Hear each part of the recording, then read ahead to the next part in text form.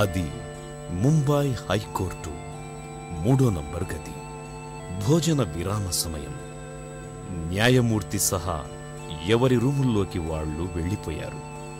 అప్పుడే ఆ గదిలోకొచ్చిన ఓ కుర్రాడు బల్ల పక్కన కూర్చొని తెచ్చుకున్న రొట్టెల మూటను జాగ్రత్తగా విప్పి భోజనం ముగించి గది కిటికీల్లోంచి వస్తున్న గాలికి ఓ 2 నిమిషాల పాటు సేదదీరాడు.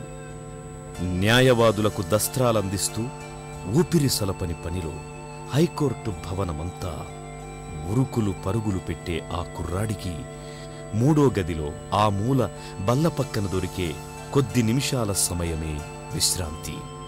4వ తరగతి ఉద్యోగిగా ముంబై హైకోర్టులో 3 ఏళ్ల పాటు ఫైళ్లు మోసిన ఆ కుర్రాడు 8 ఏళ్ల వ్యవధిలోనే అదే కోర్టులో అదే 3వ నంబరు గదిలో న్యాయమూర్తి హోదాలో ఆసీనుడయ్యాడు.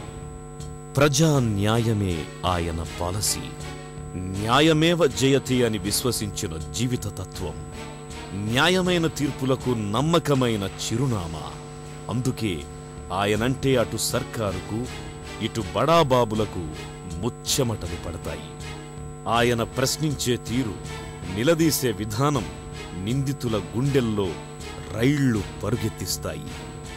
ఏమీ లేని స్థితి నుంచి ఆకాశమే హద్దుగా ఎదిగిన ఆయన జీవిత ప్రస్థానం ఎందరికో ప్రేరణ, ఇంకెందరికో స్ఫూర్తి.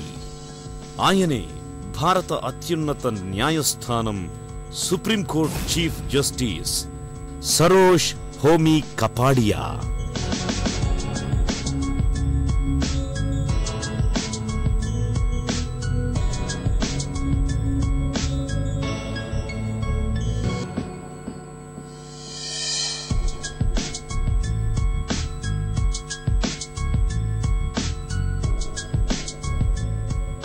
తలవంచి గౌరవం ఇవ్వవలసిందే కాని తలెత్తి ఆయనను ధిక్కరించే సాహసం ఎవ్వరికీ లేదు. చేతులెత్తి నమస్కరించాల్సిందే కాని ఆయనను వేలెత్తి చూపే ధైర్యం చెయ్యలేరు ఇంకెవ్వరు. ఆయనను ఆదర్శంగా తీసుకోవలసిందే కాని విమర్శించే సీన్ లేదు ఎవ్వరికీ. ఆయన సాధించిన, పొందిన, అందుకుంటున్న సత్కారం అది. న్యాయాన్నే విశ్వసించి ఉచ్ఛ్వాస నిశ్వాసలుగా మలుచుకుని ఆ తీర్పు మీదే నిలబడి కాకలు తీరిన కాసుల రాయోళ్లకు న్యాయం ఎలా ఉంటుందో చూపించాడు. నీతి నిజాయితీలను నేర్పించాడు.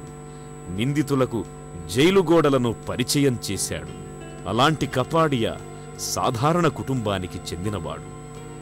1947 సెప్టెంబర్ 29న ఓ పార్సీ కుటుంబంలో పుట్టాడు కపాడియా. ఉన్నత చదువుల లక్ష్యం గురించి ఆలోచనే లేని కుటుంబ పరిస్థితి ఆయనది. అయినా ఎక్కడా రాజీపడని గుణాన్ని తండ్రి నుంచి, ఉన్నత విలువల జీవిత నైజాన్ని తల్లి నుంచి వారసత్వంగా అందుకున్నాడు కపాడియా. అందుకే తన జీవితంలో ఎక్కడా రాజీపడలేదు, దేనికి అమ్ముడు పోలేదు. తన తమ్ముడి చదువు కోసం ఉన్నత చదువులు చదవాలనే తన కోరికను త్యాగం చేశాడు కపాడియా. కాని తను లాయర్ కావడం గురించి కలలు కనడం మాత్రం ఆపలేదు. బెహరాంజీ జీజీభాయ్ అనే లాయర్ దగ్గర ఆయన ఆఫీస్ బాయ్గా చేరాడు.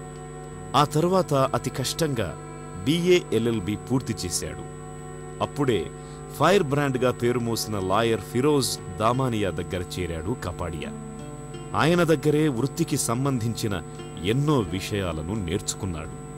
27 ఏళ్ల వయస్సులో, అంటే 1974లో సలహాదారుడిగా ఆదాయపు పన్ను శాఖలో చేరాడు. అక్కడ ముంబై మున్సిపల్ కార్పొరేషన్ రవాణా పన్ను వ్యవహారాలను పర్యవేక్షించేవాడు. అదే ఏడు ఇన్కమ్ ట్యాక్స్ తరఫున న్యాయవాది అయ్యాడు. ఆ అడుగు నుంచి ఆయన అంచెలంచెలుగా ఎదిగాడు. పలు పబ్లిక్ సెక్టార్స్లో పనిచేశాడు. 2 ఏళ్లలోనే పర్మనెంట్ న్యాయవాదిగా మారాడు.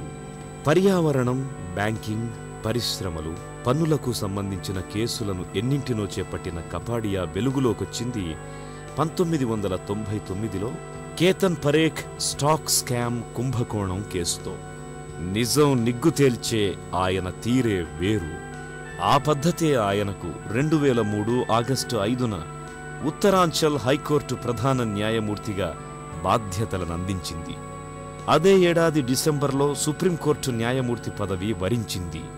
7 ఏళ్లు భారత అత్యున్నత న్యాయస్థానంలో న్యాయమూర్తిగా పనిచేసిన కపాడియా నిజాయితీని న్యాయదేవత చూడలేకపోయినా విని ఆనందపడింది. అందుకే 2010లో సర్వోన్నత న్యాయస్థానంలో ప్రధాన న్యాయమూర్తి పదవిని ఆయనకు అప్పగించింది ప్రభుత్వం. సుప్రీంకోర్టు జడ్జిగా ఆయన బాధ్యత చేపట్టిన తొలి రోజు నుంచే న్యాయ వ్యవస్థను ఓ క్రమంలో పెట్టే పనిని ప్రారంభించాడు. చాన్నాళ్ల తరువాత సుప్రీం గర్జనలు, న్యాయ వ్యవస్థ క్రియాశీలత మొదలు ప్రభుత్వానికి, యంత్రాంగానికి జస్టిస్ కపాడియా రాకతో మారిపోయాయి. జస్టిస్ కపాడియా రాకతో ప్రభుత్వ విభాగాలకు ఉన్నట్టుండి చురుకు పుట్టింది. అసంభవమనుకున్నవి అనేకం జరిగాయి. 100 మంది ఎంపీల మీద ఆరోపణలున్నాయి. అలాగే నా మీద కూడా ఉన్నాయి. నేను మాత్రం ఎందుకు దిగిపోవాలి అని బల్లగుద్ది వాదించిన సివిసి థామస్ ఒక్క దెబ్బతో రాజీనామా చేశారు.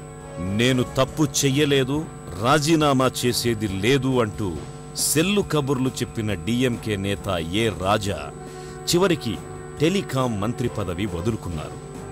1000 కోట్ల నల్లధనం కేసులో చోద్యం చూస్తూ కూర్చున్న సిబిఐ ఎన్ఫోర్స్మెంట్ అధికారులు పరుగులు తీసి మరీ హసన్ అలీని అరెస్టు చేశారు.